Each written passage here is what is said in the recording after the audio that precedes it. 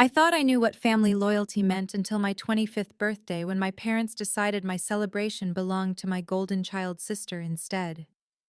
What started as walking out of my own party became uncovering a web of financial fraud, stolen inheritance, and decades of calculated favoritism that would destroy everything I believed about blood ties.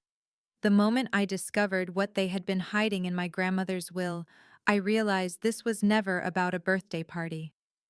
Before we dive into this family revenge story, I want to know where you are watching from today.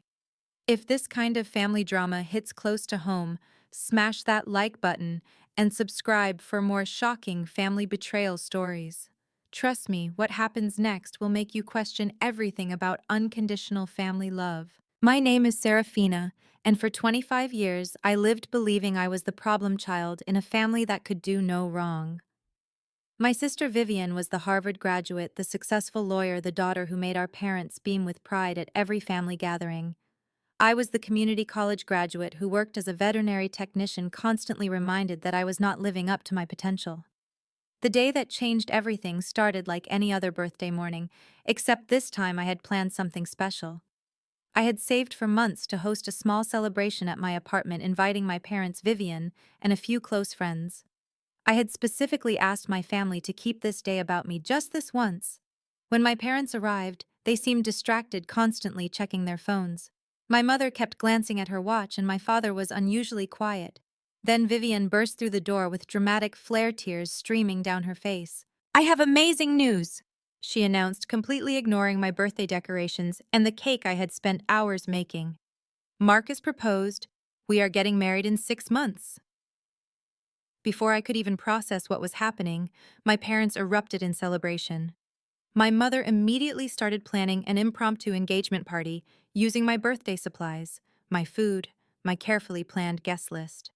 My father began calling relatives, inviting them over to celebrate Vivian's engagement at what was supposed to be my birthday celebration.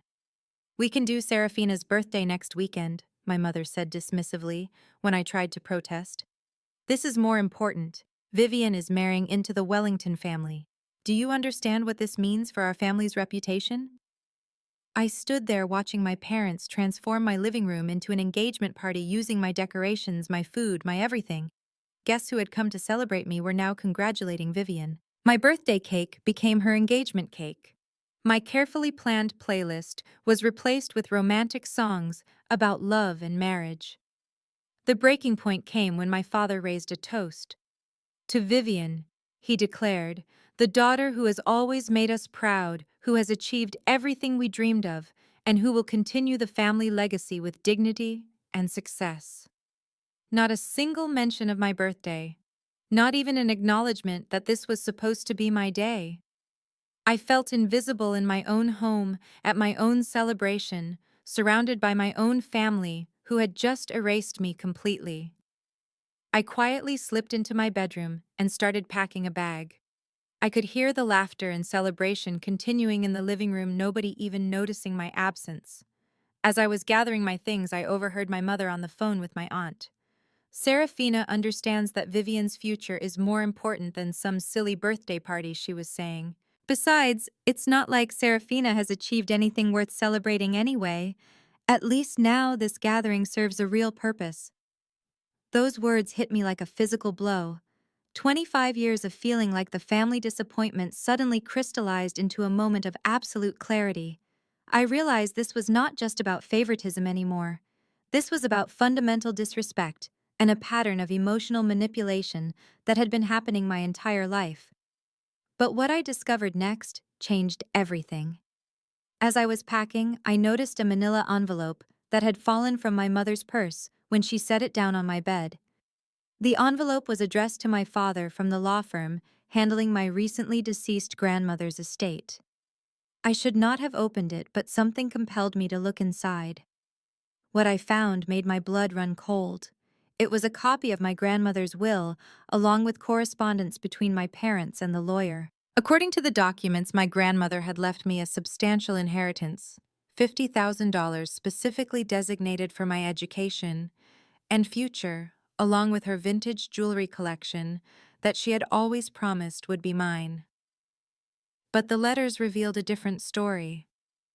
My parents had been the executors of the will, and they had systematically diverted my inheritance to fund Vivian's law school education and her lavish lifestyle. The $50,000 that was meant to help me pursue my dreams had paid for Vivian's Harvard tuition. The jewelry collection I was supposed to inherit had been sold to fund Vivian's study abroad program in Europe. The correspondence showed that my parents had been lying to the lawyer, claiming that I was irresponsible with money and that they were investing my inheritance for my own good. They had forged my signature on documents waiving my rights to immediate access to the funds, claiming I had agreed to let them manage my inheritance until I turned 30. I sat on my bedroom floor surrounded by legal documents that proved my parents had been stealing from me for 3 years, while simultaneously making me feel guilty for not achieving as much as my sister. The very education and opportunities that made Vivian so successful had been funded with money that was rightfully mine. As the engagement party continued in my living room, I realized I was looking at evidence of embezzlement fraud and financial manipulation that had been going on right under my nose. My parents had not just favored Vivian, they had actively sabotaged my future to ensure her success. The contempt and belittlement I had experienced my entire life suddenly made sense. They had been gaslighting me into believing I was the failure, when in reality, they had been stealing the resources meant to help me succeed and giving them to their golden child instead. I carefully photographed every document with my phone, replaced the envelope exactly where I found it, and finished packing my bag. As I prepared to leave my own birthday party that had become my sister's engagement celebration, I was no longer just walking away from a disappointing evening. I was walking away with evidence that would expose years of financial fraud and emotional manipulation. The birthday betrayal was just the beginning.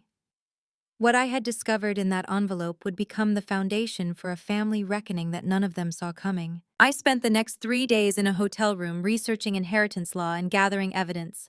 Every text message, every family gathering where I was made to feel inadequate, every comment about my lack of achievement suddenly took on new meaning. I had been systematically gaslit while being robbed of my future. The first person I contacted was Grandma Rose's original lawyer, Mr. Davidson, the one whose name was on the legal correspondence I had found. When I called his office and explained that I was the granddaughter of Rose Montgomery and had concerns about my inheritance, he agreed to meet with me immediately. Mr. Davidson's face grew increasingly grave as I showed him the photographs of the documents I had found. He pulled out a thick file and began comparing my evidence with his original paperwork. "Miss Montgomery," he said, shaking his head, "what you are showing me constitutes serious legal fraud. Your parents have been systematically violating the terms of your grandmother's will and forging legal documents. This is not just family favoritism. This is criminal activity." He explained that my grandmother had been very specific in her instructions. The will explicitly stated that my inheritance was to be given to me directly upon my 22nd birthday, with no parental oversight or management. My parents had violated multiple laws by intercepting, diverting, and forging documents related to my inheritance. "Your grandmother was very concerned about your parents' treatment of you," Mr. Davidson revealed. "She specifically structured this inheritance to ensure your independence. She even left a sealed letter for you which your parents claimed you had refused to accept." He handed me an envelope with my grandmother's familiar handwriting. Inside was a letter that brought tears to my eyes. "My dearest Seraphina, if you are reading this, then hopefully the truth has finally come to light. I have watched your parents' favoritism tear at your confidence for years, and I wanted to ensure you had the resources to build the life you deserve. You are bright, compassionate, and capable of extraordinary things. Do not let anyone convince you otherwise. This inheritance is your ticket to freedom and your own path. Use it wisely, and remember that your worth is not determined by anyone else's opinion of your achievements." Mr. Davidson scheduled a formal meeting with my parents for the following week, ostensibly to review estate matters. He did not tell them that I would be present or that we had discovered their fraud. The plan was to confront them with evidence and give them an opportunity to voluntarily restore my inheritance before pursuing criminal charges. Meanwhile, I began reaching out to other family members, carefully testing the waters to see what they knew about my grandmother's will and my parents' financial situation. What I discovered was even more disturbing than I had anticipated. My Aunt Sarah, my father's sister, revealed that she had always been suspicious about how Vivian suddenly had money for law school when my parents had previously claimed they could not afford to help with my community college expenses. When I shared what I had discovered, she was horrified, but not entirely surprised. "Your parents have always treated you differently," she told me. "Your grandmother noticed it too. She used to say that they were so focused on making Vivian into their trophy child that they forgot you were their daughter too." Sarah agreed to support me in confronting my parents and offered to attend the meeting with Mr. Davidson. She also revealed that other family members had been asking questions about the inheritance distribution, particularly my cousin James, who worked in financial services and had found some of the paperwork suspicious. The night before the confrontation, my parents called me repeatedly. I had not spoken to them since walking out of my birthday party a week earlier, and they were growing concerned about my silence. My mother left increasingly frantic voicemails. "Seraphina, you are being ridiculous about the birthday situation. Vivian's engagement is a once-in-a-lifetime event. You can have a birthday party anytime. Stop being so selfish and call us back. Your father and I are very disappointed in your behavior. Family comes first, and right now Vivian needs our support as she plans her wedding. You need to apologize for walking out and ruining what should have been a joyful celebration. We are starting to worry that something is wrong with you. This kind of dramatic behavior is exactly why people do not take you seriously. Call us back immediately." The progression from dismissive to manipulative to concerned was a perfect example of the gaslighting I had endured my entire life. They were trying to make me feel crazy for being hurt, guilty for having boundaries, and responsible for their emotional state. But I was done being manipulated. The morning of the meeting, I arrived at Mr. Davidson's office 30 minutes early. I had prepared a detailed timeline of my parents' financial deception, documented every instance of favoritism I could remember, and gathered statements from family members who had witnessed their treatment of me over the years. When my parents walked into the conference room, they were clearly expecting a routine estate meeting. They had brought Vivian with them, presumably, to discuss her upcoming wedding expenses. The shock on their faces when they saw me sitting at the table with Mr. Davidson and Aunt Sarah was immediate and telling. "Seraphina," my father said, confusion and irritation evident in his voice. "What are you doing here? We are here for important legal business." "Actually," Mr. Davidson said calmly, "Seraphina is the reason we are all here today. We need to discuss some serious irregularities regarding Rose Montgomery's will and the distribution of inheritance funds." He laid out photocopies of all the evidence on the conference table. The forged signatures, the diverted funds, the correspondence proving their deception. My parents' faces went through a series of expressions: confusion, recognition, fear, and finally, desperate anger. "This is preposterous," my mother snapped. "Seraphina is clearly having some kind of breakdown. She walked out of her own birthday party, like a child, and now she is making wild accusations about family finances." "These are not accusations," Mr. Davidson replied firmly. "These are documented facts. You have systematically defrauded your daughter of her rightful inheritance and committed multiple felonies in the process." Vivian, who had been silent throughout the exchange, suddenly spoke up. "I had no idea," she said quietly. "I thought Mom and Dad were paying for my education out of their savings. I did not know about Seraphina's inheritance." But my father was not backing down. "We did what was best for this family," he declared. "Seraphina would have wasted that money on some foolish dream. At least Vivian used it to build a real career." "You stole from your own daughter," Aunt Sarah said, her voice shaking with anger. "You stole her future and then convinced her she was a failure for not achieving what her sister achieved with stolen money." The meeting ended with my parents being given 72 hours to voluntarily restore my full inheritance plus interest, or face criminal charges for embezzlement, fraud, and forgery. They stormed out of the office, threatening to disown me and claiming I was destroying the family over money. But for the first time in my life, I felt powerful instead of powerless. The truth was finally exposed, and I was no longer carrying the shame that rightfully belonged to them. The 72-hour ultimatum unleashed chaos in my family that I had never anticipated. Within hours of leaving Mr. Davidson's office, my parents began a campaign of damage control that revealed just how calculating and manipulative they could be when their reputation was threatened. My phone buzzed constantly with calls from relatives who had received frantic messages from my parents, painting me as a mentally unstable daughter who was making false accusations to destroy the family. According to their version of events, I had suffered a breakdown after my birthday party disappointment and was now trying to steal money that did not belong to me. My cousin James was the first to call me directly.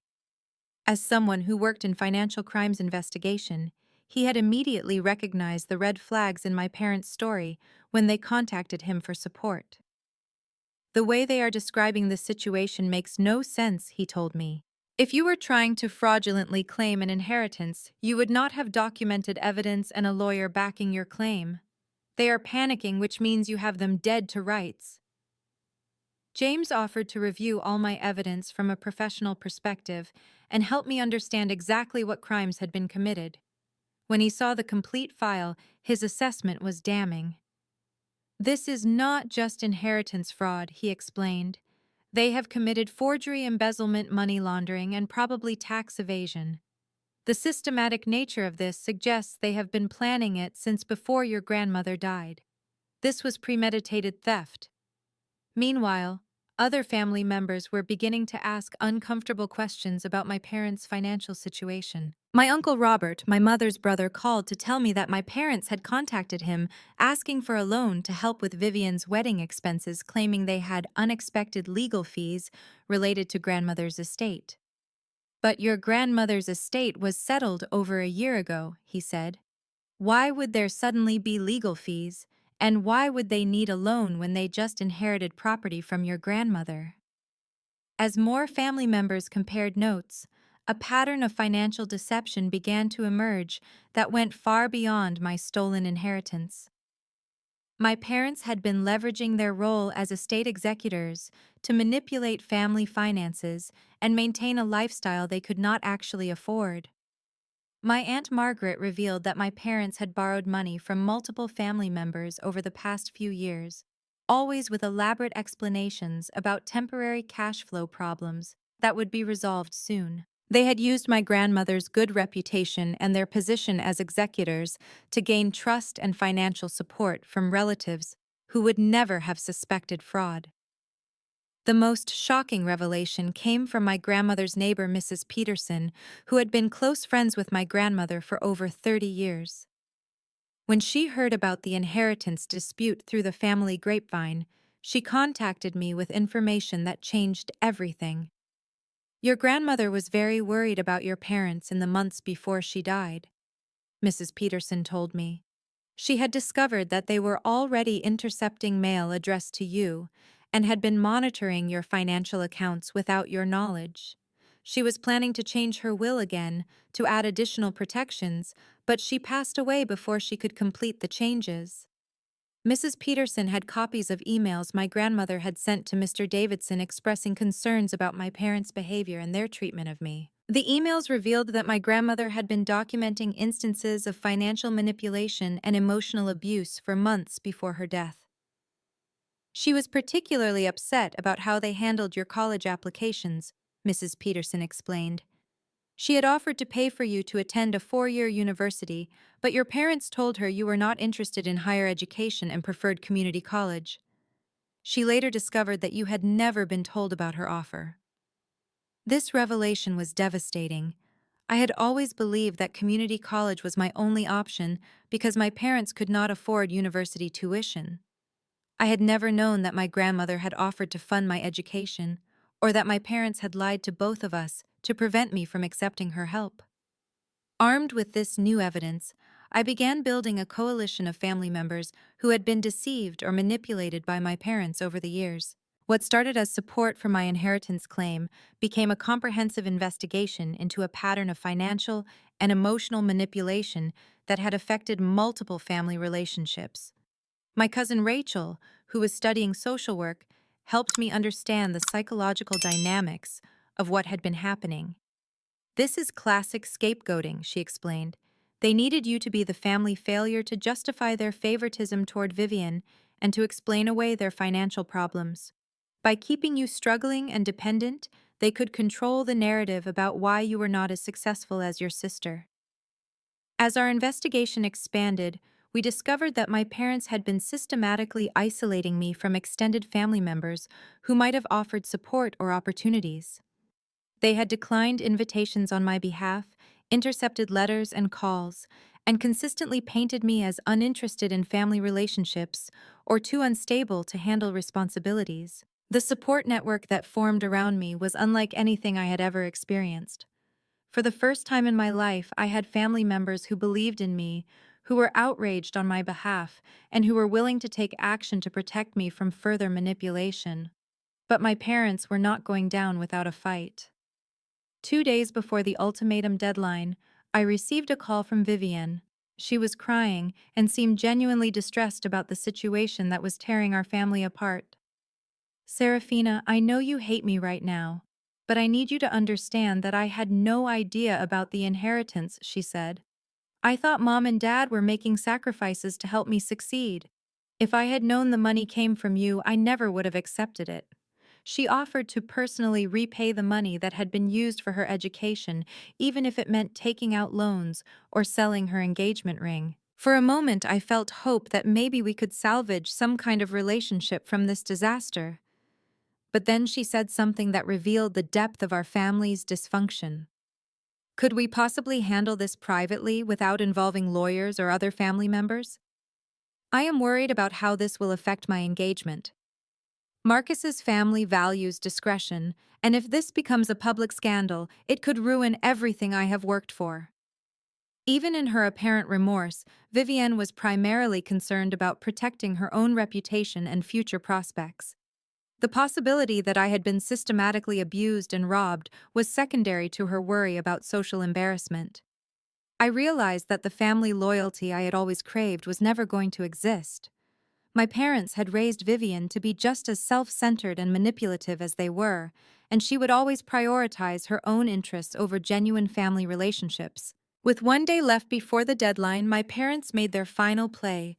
They sent me a letter through their own lawyer offering to return $25,000 in exchange for my agreement to never discuss family financial matters with anyone and to publicly reconcile with them at Vivian's wedding. Their offer was not just insulting, it was an admission of guilt, accompanied by an attempt to buy my silence and force me to participate in continuing the family facade that had been destroying me for years. The alliance I had built with honest family members had given me something I never had before: the strength to demand full justice instead of accepting partial crumbs. I was no longer the isolated scapegoat who would take whatever minimal consideration was offered. I was ready for war. The deadline came and went without any response from my parents. Mr. Davidson filed the criminal complaint with the district attorney's office, and I felt a mixture of relief and terror as the legal wheels began turning. What I did not expect was for my carefully built alliance to crumble from within just as we were gaining momentum. The betrayal came from the person I least suspected: my cousin James. 3 days after the criminal complaint was filed, James called me with news that initially seemed like a breakthrough. He claimed to have discovered additional evidence of my parents' financial crimes through his professional contacts in banking investigation. I found records showing they have been moving money through multiple accounts to hide the trail, he told me excitedly. This could prove premeditation and make the charges even more serious. But I need you to meet with my contact privately to verify some details about your grandmother's original accounts. Something felt off about his urgency and secrecy, but I trusted James implicitly. He had been my strongest supporter and had professional expertise that the rest of us lacked. When he suggested meeting at a restaurant outside of town where we could speak privately with his banking contact, I agreed without question. The meeting was a trap. When I arrived at the restaurant, I found James sitting with my father and a man I did not recognize. The stranger was introduced as a private investigator my parents had hired to gather evidence against me for filing false criminal charges. Seraphina, James said, unable to meet my eyes. I think there has been a misunderstanding about the inheritance situation. After reviewing everything more carefully, I believe your parents were acting within their legal rights as executors. I sat there in shock as James systematically dismantled every piece of evidence we had gathered together. He claimed that the documents I had found were taken out of context, that my interpretation of the legal language was incorrect, and that my emotional state had caused me to misunderstand routine estate management procedures. The money was invested for your benefit, he explained, parroting my parents' original lies. Your parents made responsible financial decisions to ensure your inheritance would grow over time. The fact that some of it was used for family education expenses is completely normal and legal. My father leaned forward with the expression of fake concern. Sweetheart, we know you have been struggling emotionally, especially after the birthday party incident. James has helped us understand that you may have misinterpreted some documents during a difficult time. We want to help you get the support you need. The private investigator slid a folder across the table containing what he claimed was evidence of my mental instability and history of making false accusations. They had somehow obtained my medical records from a therapist I had seen briefly in college, twisted conversations with coworkers to suggest I was paranoid and delusional, and compiled social media posts to paint me as emotionally unstable. We have affidavits from multiple family members expressing concern about your behavior, the investigator explained. Your cousin James has provided particularly valuable insight into your tendency to misinterpret situations and make dramatic accusations when you feel slighted. James had not just abandoned me, he had actively helped my parents build a case to discredit me and destroy my credibility. Every conversation we had shared, every piece of evidence I had trusted him with, every vulnerable moment when I had confided my fears and doubts, he had weaponized all of it against me. The betrayal was devastating, not just because I lost a crucial ally, but because it revealed how thoroughly my parents had manipulated even family members I thought were on my side. James later admitted that my parents had offered him a substantial loan for his struggling business in exchange for his cooperation in discrediting my claims. They convinced me that you were having a breakdown and that helping you pursue this legal action would only hurt you more, he said when I confronted him later. They said they just wanted to protect the family and get you the mental health support you needed. But the damage was done. James had provided my parents with inside information about our legal strategy, the evidence we had gathered, and the other family members who were supporting me. Armed with this intelligence, my parents launched a preemptive strike against my remaining allies. They contacted every family member in our coalition with James's version of events, backed up by the private investigator's report on my alleged mental instability. They framed my inheritance claim as the desperate delusion of a mentally ill daughter who was lashing out at her loving parents over a birthday party disappointment. One by one, my supporters began backing away. My Aunt Sarah called to say she was no longer comfortable being involved in what appeared to be a family mental health crisis rather than a legal matter.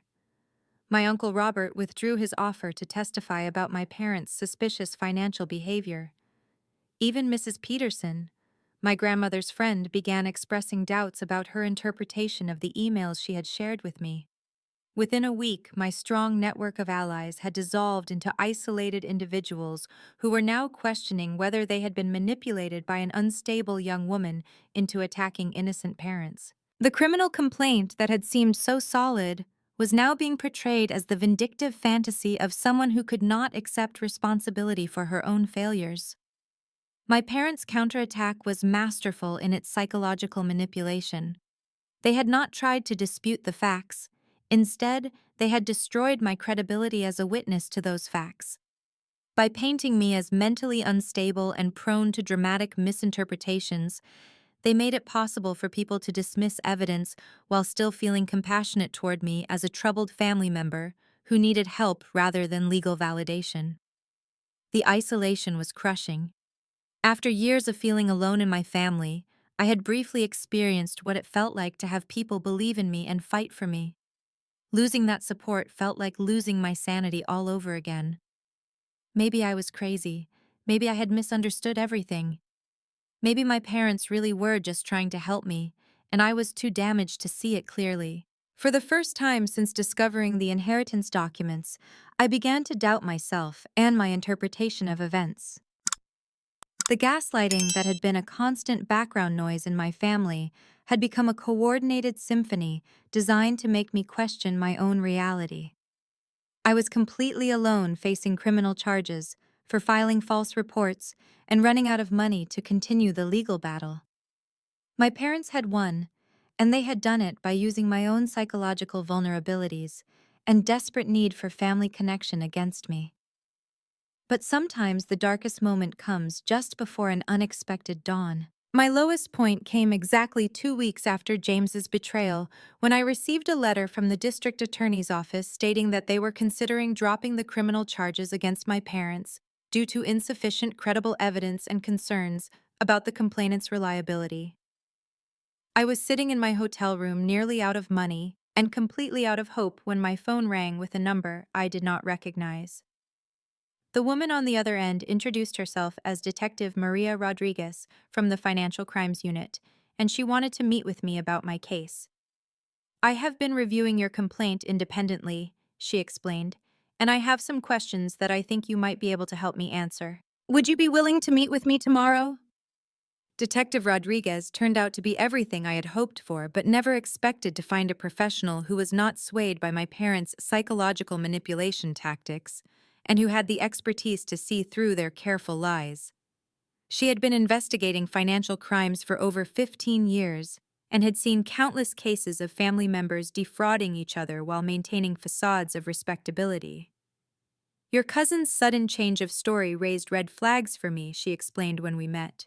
"In my experience, when someone completely reverses their position on evidence they previously called damning, it usually means they have been compromised in some way." Detective Rodriguez had done something that none of us had thought to do. She had investigated James's financial situation and discovered that he had received a substantial deposit into his business account just days before he betrayed me. She had also traced the source of that deposit directly to one of my parents' accounts. "This is textbook witness tampering," she told me. "Your parents essentially bribed your cousin to change his testimony and provide them with inside information about your case. That is a felony in itself, separate from the inheritance fraud." But Detective Rodriguez had uncovered evidence that went far beyond what I had originally discovered. Her investigation had revealed a pattern of financial manipulation that extended to other family members and possibly other estates my parents had been involved with over the years. "Your grandmother was not their first victim," she explained grimly. "We found evidence suggesting they manipulated your great-uncle's estate 5 years ago in a similar manner. They have been using their reputation as responsible family members to gain access to estate management roles and then systematically defrauding beneficiaries." The detective had also obtained bank records that showed the full scope of how my inheritance money had been used. Beyond Vivian's education expenses, my parents had used my funds to pay off their own debts, finance luxury vacations, and even make the down payment on Vivian's engagement ring. They had essentially been living off my inheritance while making me feel guilty for not being financially successful. Most importantly, Detective Rodriguez had found the smoking gun that proved premeditation email correspondence between my parents from 6 months before my grandmother's death, discussing how they could manage my inheritance to ensure it was used responsibly, instead of being wasted on Seraphina's unrealistic dreams. "They were planning to steal your inheritance before your grandmother even died," she told me. "These emails show clear intent to defraud, and they reference previous conversations about how to manipulate the will execution process."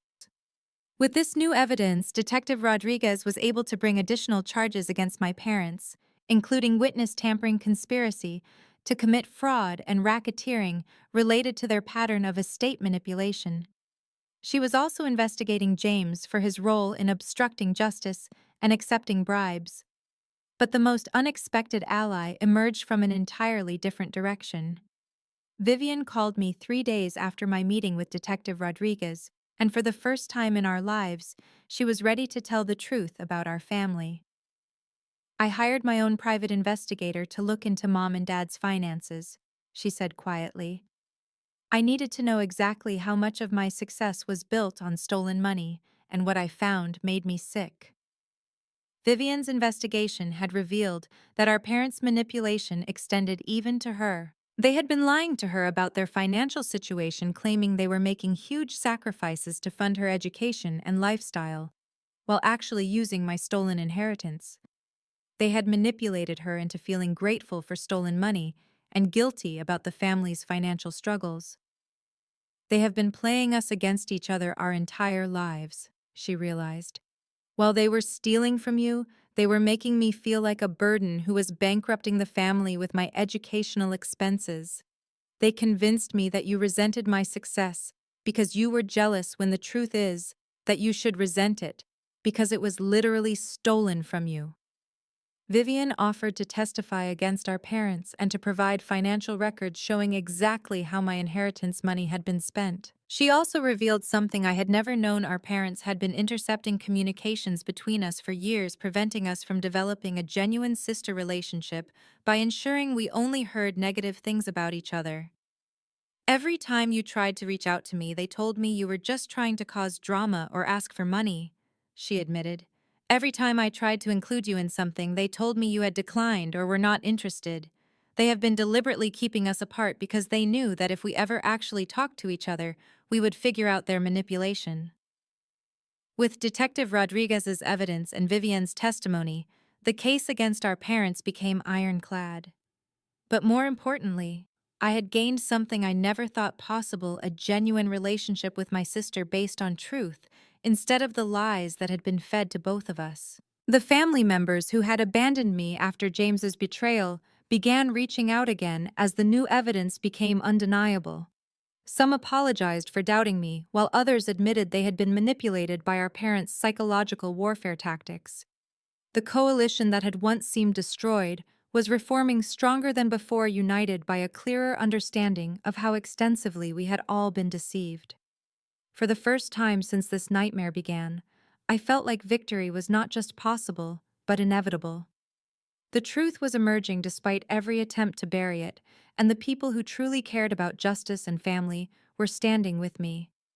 My parents had played their hand too aggressively and revealed the extent of their corruption. Now it was time for them to face the consequences they had spent years trying to avoid. The final reckoning came exactly 6 months after I walked out of my own birthday party in a courthouse where my parents sat as defendants rather than disappointed family members expressing concern about their troubled daughter. Detective Rodriguez's investigation had uncovered a 15-year pattern of financial fraud involving multiple estates and family members. My parents were facing 12 felony charges, including embezzlement, forgery, witness tampering, conspiracy to commit fraud, and elder abuse, related to their manipulation of my grandmother's final months. The trial lasted 3 weeks, and every day brought new revelations about the extent of their deception. James had agreed to testify against my parents in exchange for a reduced sentence, and his testimony revealed the sophisticated nature of their manipulation tactics. They had not just stolen money, they had engineered an entire family dynamic designed to isolate their victims and maintain their own power. Vivian's testimony was particularly powerful because she could speak to both sides of their manipulation. She described how our parents had made her feel simultaneously grateful for their sacrifices and guilty about being a financial burden, while systematically turning her against me by claiming I was jealous and resentful of her success. They created a family mythology where I was the golden child who deserved everything, and Seraphina was the problem child who deserved nothing, she told the court. But the truth is that they were stealing from Seraphina to fund my life, and then making both of us feel bad about it in different ways. Mrs. Peterson, my grandmother's friend, testified about my grandmother's final months and her growing concern about my parents' control over family communications and finances. Her testimony included emails my grandmother had written expressing fear that my parents were isolating me and manipulating my future. The most damning evidence came from my parents' own electronic communications. Detective Rodriguez had obtained search warrants for their computers and phones, revealing years of messages between them discussing how to maintain their fraud, manipulate family members, and discredit anyone who asked uncomfortable questions. In one particularly revealing text exchange from the week after my grandmother's death, my mother had written, "We need to make sure Seraphina never finds out about the real inheritance amounts. As long as she thinks she is just getting a small token amount later, she will not ask questions now." My father had responded, "The best part is that she already thinks she is a failure. She will never suspect that we have been ensuring her failure by withholding the resources she needs to succeed." These messages proved beyond doubt that their treatment of me had been calculated and intentional. They had not just stolen my inheritance, they had deliberately sabotaged my self-esteem and opportunities to prevent me from discovering their theft. The jury deliberated for less than 4 hours before returning guilty verdicts on all charges. My father was sentenced to 8 years in federal prison and ordered to pay $200,000 in restitution. My mother received 6 years and was ordered to pay an additional $100,000 in damages for emotional distress. But the legal victory was only part of my transformation. During the months leading up to the trial, I had been building something I never had before: a chosen family of people who valued honesty, integrity, and genuine care for each other.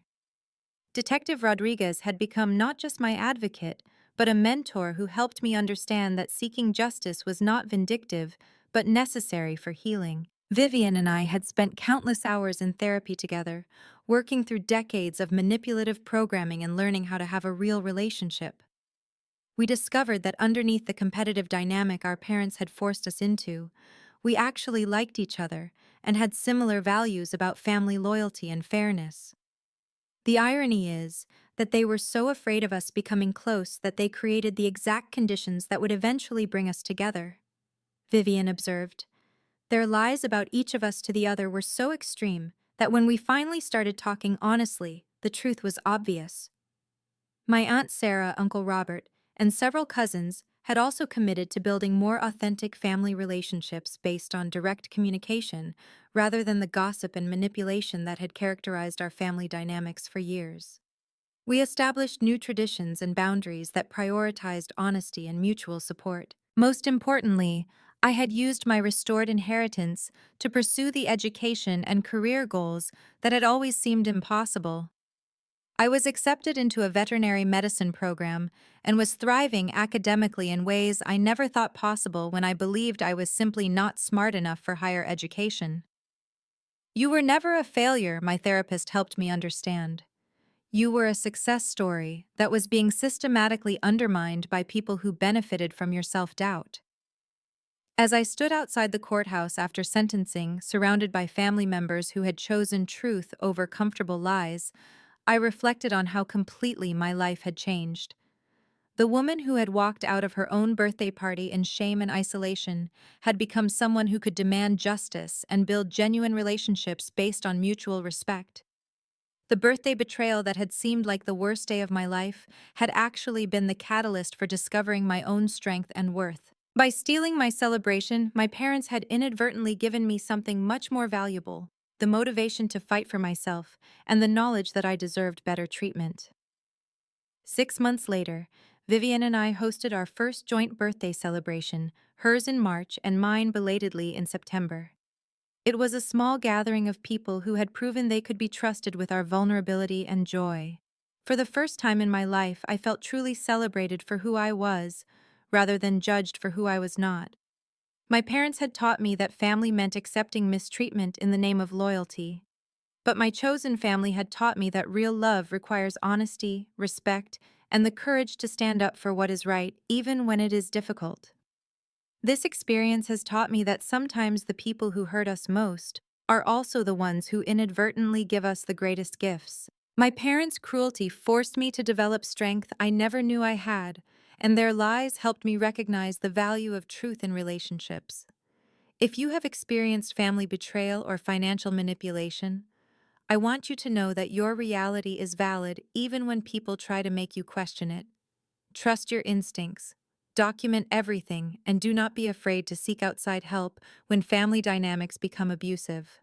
Have you ever discovered that family members were working against you while pretending to support you?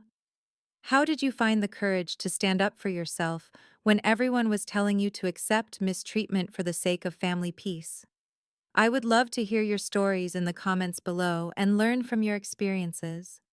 If this story resonated with you or helped you recognize similar patterns in your own life, please give it a like and subscribe for more real stories about family justice and personal transformation. Share this video with anyone who might need to hear that they deserve better treatment from the people who claim to love them. Thank you for listening to my story and supporting my journey toward healing and justice. Remember that your worth is not determined by how others treat you, and you have the right to demand honesty and respect in all your relationships. Sometimes the greatest act of family loyalty is refusing to enable destructive behavior, even when that choice comes with a painful price. May you find the courage to choose truth over comfort and to build the loving relationships you truly deserve.